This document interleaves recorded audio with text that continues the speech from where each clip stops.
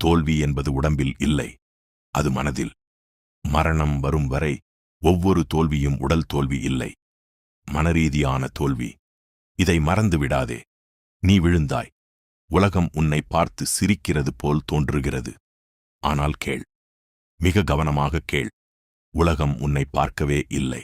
உலகம் தன் வழியில் போய்க்கொண்டே இருக்கிறது. நீ நினைப்பது போல் யாரும் உன்னை கவனிக்கவில்லை. யாரும் உன் தோல்வியை எண்ணிக்கொண்டிருக்கவில்லை. நீ மட்டும்தான் அதை எண்ணிக்கொண்டிருக்கிறாய். இதுதான் முதல் உண்மை. தோல்வி வெளியில் இல்லை, அது உள்ளே. ரோமானியர்கள் ஒரு வாக்கியம் சொல்வார்கள்: மரணம் வரும் வரை ஒவ்வொரு தோல்வியும் மனரீதியானது. இதன் அர்த்தம் என்ன? உன் கால் உடைந்தால் அது உடல் பாதிப்பு, ஆனால் நீ எழுந்து நடக்க முடியும். உன் வியாபாரம் நொடித்தால் அது பண பாதிப்பு, ஆனால் நீ மீண்டும் தொடங்க முடியும். உன் உறவு முடிந்தால் அது உணர்ச்சி பாதிப்பு, ஆனால் நீ மீண்டும் நேசிக்க முடியும். நீ உயிரோடு இருக்கும் வரை எதுவும் இறுதியில்லை. தோல்வி நிரந்தரமாகும் ஒரே நேரம் எப்போது? நீ அதை நிரந்தரம் என்று உன் மனதில் ஏற்றுக்கொள்ளும்போது. மார்க்கஸ் ஔரேலியஸ் சொன்னார், உன் மனதை யார் கட்டுப்படுத்துகிறார்களோ அவர்களே உன்னை கட்டுப்படுத்துகிறார்கள். உன் மனதை நீ கட்டுப்படுத்தாவிட்டால் தோல்வியே உன்னை கட்டுப்படுத்தும். இப்போது இரண்டாவது விதி: ஒருபோதும் டெஸ்பரேட் ஆகத் தெரியாதே. வாழ்க்கையில் எவ்வளவு கஷ்டப்பட்டாலும், எவ்வளவு உள்ளுக்குள் உடைந்தாலும் அதை வெளியில் காட்டாதே. ஏன்? ஏனென்றால் உலகம் ஒரு ஜங்கிள். ஜங்கிளில் காயம்பட்ட மிருகத்தை எல்லோரும் தாக்குவார்கள். பலவீனத்தை வாசனை பிடிப்பவர்கள் எங்கும் இருக்கிறார்கள். நீ டெஸ்பரேட் தெரிந்தால் நண்பர்கள் தூரமாவார்கள், எதிரிகள் நெருங்குவார்கள், வாய்ப்புகள் மறையும்.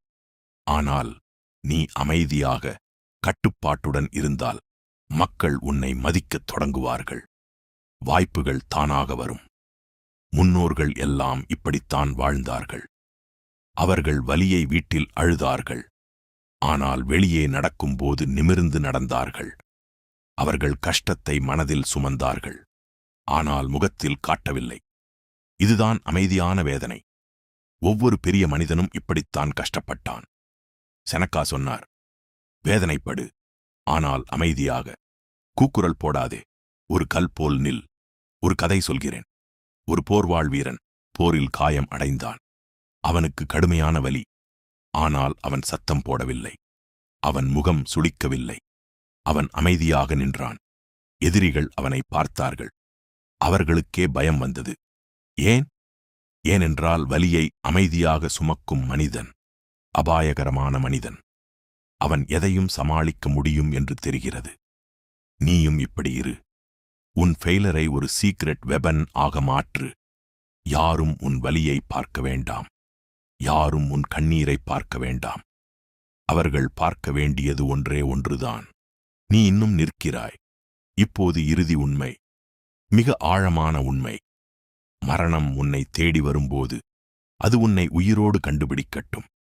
இதன் அர்த்தம் என்ன தெரியுமா? பல மனிதர்கள் உடல் ரீதியாக உயிரோடு இருக்கிறார்கள், ஆனால் உள்ளுக்குள் ஏற்கனவே இறந்துவிட்டார்கள். அவர்கள் கனவு காண்பதை நிறுத்திவிட்டார்கள், போராடுவதை நிறுத்திவிட்டார்கள், வாழ்வதை நிறுத்திவிட்டார்கள். அவர்கள் ஒரு ஃபெயிலிற்குப் பிறகு, ஒரு ஹார்ட் பிரேக்குப் பிறகு, ஒரு லாஸ்க்குப் பிறகு உள்ளுக்குள் சாகிப்போனார்கள். இது மிகப்பெரிய தோல்வி. நீ உடல் ரீதியாக சாகும் நாள் வரும், அது நிச்சயம். எவருக்கும் தப்பிக்க முடியாது. ஆனால் அந்த நாள் வரும் வரை நீ முழுமையாக உயிரோடு வாழ வேண்டும். சண்டை போடு, கனவு காண், விழு, எழு, மீண்டும் முயற்சி செய்.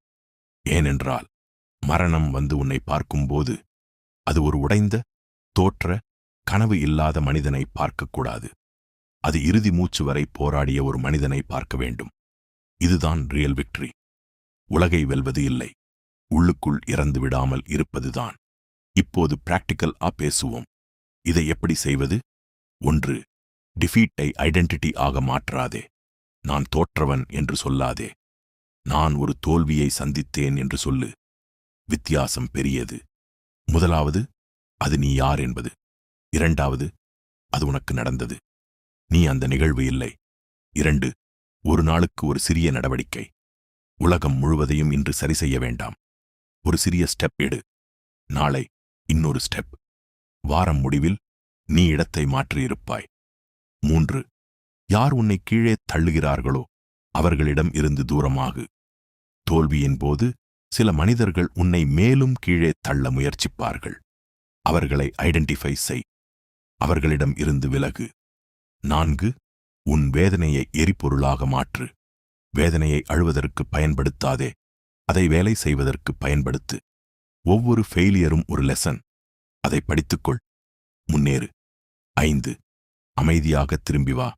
சத்தமாக அறிவிக்காதே. உன் கம்பேக்கை யாரிடமும் சொல்ல வேண்டாம். வேலையில் காட்டு, முடிவுகளில் காட்டு. மக்கள் தானாக கவனிப்பார்கள். தோல்வி உடம்பில் இல்லை, அது மனதில். யாரும் டெஸ்பரேட் ஆகத் தெரிய வேண்டாம். அமைதியாக வேதனைப்படு. முன்னோர்கள் எல்லாம் இப்படித்தான் வாழ்ந்தார்கள்.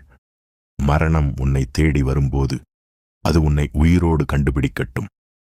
இப்போது இந்த வீடியோ முடிந்த பிறகு நீ எழுந்து நில். நீ விழுந்த இடத்தில் இருந்து ஒரு சிறிய ஸ்டெப் எடு. உலகம் உன்னை மறந்துவிடவில்லை, நீதான் உன்னை மறந்துவிட்டாய். இன்று முதல் நினைவுபடுத்து. அதிகாரம் உனதாகட்டும்.